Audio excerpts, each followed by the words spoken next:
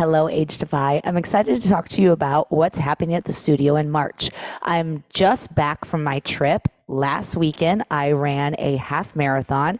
I ran that half marathon as an adventure race to say goodbye to my 40s. I turned 50 in a couple weeks, and I wanted just one big adventure before I turned 50. So my friends and I flew down to Florida last week, and we did a 13-mile trail run in Brooksville, Florida, and it was amazing. It didn't come without bumps and bruises, but it was amazing. The reason why it was amazing is because I did not train for the half marathon by running. Instead, what I did was committed to daily AgeDEFY workouts. And I wanted to put into test if AgeDEFY, if daily workouts was all that I needed to be able to say yes to big adventures such as a half marathon. Most people think they have to be a runner to run a half marathon. And I just proved that you don't. I am not a runner, and with someone like me who has two fake hips, I just don't know if I should be running to train for a race. I love to race. You may be wondering, well, why are you running at all?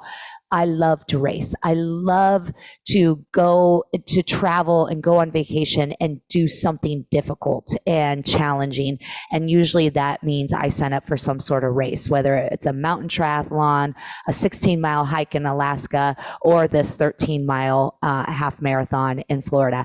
That's just what I love to do. And when I spent so many years with my arthritic hips, I still raced, even though it was painful, even though it was slow going. I still raced. And then now with my new hips, I want to keep racing, but I know that I cannot train the way everyone else trains, for races like the half marathon. I can't run every day to train to run for one day. And I can't do that to my hips because I don't want the wear and tear. But I also don't want to stop racing. So I had to prove my movement method, and good news, I proved it.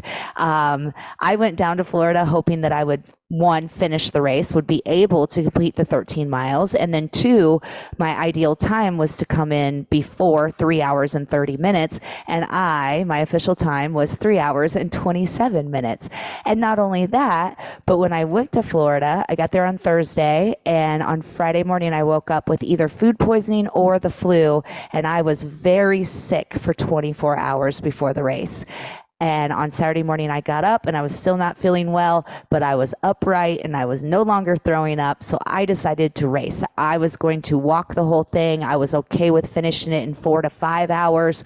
But I ended up getting to the race, and with the adrenaline of the race and just the excitement of the adventure, I did it, and it was amazing. And this is why I AgeDEFY, and this is why I want everyone to AgeDEFY, is because I want you to say yes to whatever adventure you want to say yes to. I want you to say yes to future adventures that you can't even dream about right now, because adventure is the way to live young. And no matter what it is, whatever that adventure is, it could just be that you want to be able to camp for a weekend and have all of your kids or grandkids there with you, and you have the energy to spend the entire weekend doing everything, riding boats, swimming, fishing, walking around. Whatever it is, you can do it because you AgeDEFY. That's my whole message behind my workouts, and that's the reason why the community flourishes, because we're a bunch of injured and aging movers who are defying our age and defying our limitations and saying yes to adventure. And I'm not the only one with stories like this. There are so many in the community who are doing things that they didn't know they would be able to do either again or ever would do. So this is the power of AgeDEFY. Move young to live young. So